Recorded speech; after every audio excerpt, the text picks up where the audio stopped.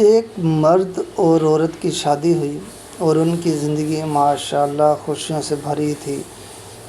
شوہر ایک دن بیوی سے تم نے آج نماز نہیں پڑھی؟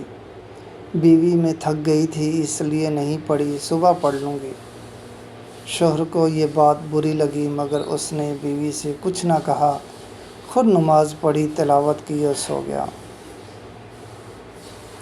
شوہر دوسرے دن بیوی کے اٹھنے سے پہلے ہی نماز پڑھ کر دفتر کے لیے نکل گیا۔ بیوی اٹھی، شوہر کو نہ پا کر بہت پریشان ہوئی کہ اس سے پہلے ایسا کبھی نہیں ہوا۔ پریشانی کے عالم میں شوہر کو فون کیا لیکن کال اٹینڈ نہیں ہوئی۔ بار بار کال کی مگر جواب نہ آیا۔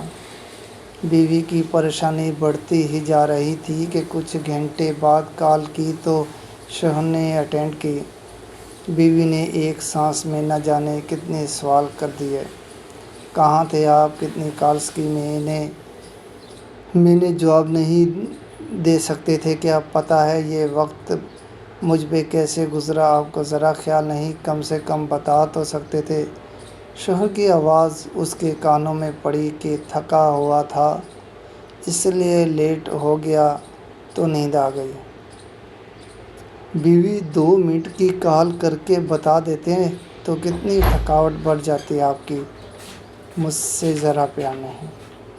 شوہر نے تحمل سے جواب دیا کہ کل آپ نے بھی تو اس پاک ذات کی کال کو نظر انداز کیا، کیا آپ نے حی علی الفلاح کی آواز سنی تھی؟ وہ خدا کی کال تھی جو آپ نے تھکاوٹ کی وجہ سے نہیں سنی۔ اس وقت بھی 5 منٹ کی بات تھی۔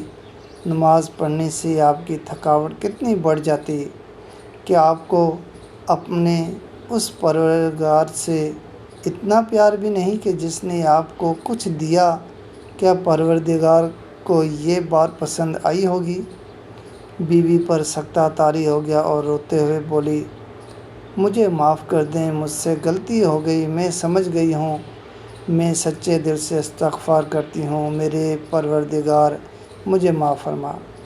سچا شریک حیات وہی ہے جو آپ کو دنیاوی تحفظ اور خوشیوں کے ساتھ آخرت میں بھی سروکار کروائے اور آپ کے ساتھ کھڑا ہو اور آپ کو بھٹکنے سے بچائے۔ خداوند تعالی ہم سب کو نماز پڑھنے کی توفیق عطا فرمائے، آمین ثم آمین۔